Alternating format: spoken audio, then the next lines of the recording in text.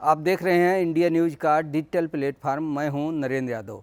उत्तर प्रदेश में कोरोना के केस बढ़ते जा रहे हैं। अब तक करीब 3 दर्जन से ज़्यादा कोविड के केस मिले हैं, जिसको लेकर प्रदेश सरकार अलर्ट पे हैं। स्वास्थ्य सेवाओं को अलर्ट पर रखा गया है। अगर मामलों की बात की जाए तो सबसे ज़्यादा मामले गौतम बुद्ध नगर में मिले हैं और उसके बाद गाज़ियाबाद में। अब राजधानी लखनऊ में भी दूसरा केस कल डिटेक्ट हुआ है और एक बुजुर्ग महिला जो 50 साल से ज़्यादा की उम्र है वो पॉजिटिव पाई गई हैं। उनका इलाज चल रहा है, खतरे से बाहर बताया गया है।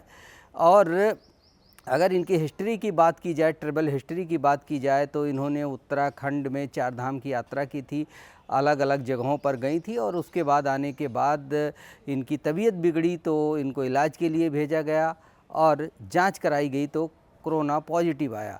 ये जो वेरिएंट है JN1 वेरिएंट कोविड का है। इसमें ज़्यादा खतरा नहीं होता है, लेकिन लोगों को एहतियात बरतने की सलाह दी जा रही है और पैनिक होने की से बचने की भी बात की जा रही है।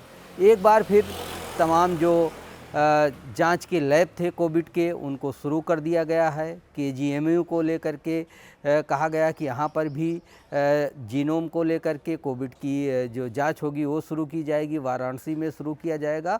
तो उत्तर प्रदेश के जो तमाम हॉस्पिटल हैं जहाँ पे कोविड की जांच होती थी, वहाँ पर एक बार फिर तैयारियां शुरू हो गई हैं और कोविड को लेकर स्वास्थ्य विभाग लगातार अलर्ट जारी कर रहा है और जो हेल्थ सेवाएं हैं उनमें उनकी भी निगरानी की जा रही, मॉनिटरिंग की जा रही। एक बार भी फिर ऑक्सीजन के जो प्लांट बंद थे या उनसे ज़्यादा मात्रा में ऑक्सीजन का उपयोग नहीं लिया जा रहा था, उसकी सारी तैयारियां अब एक बार दोबारा देखी जा रही हैं।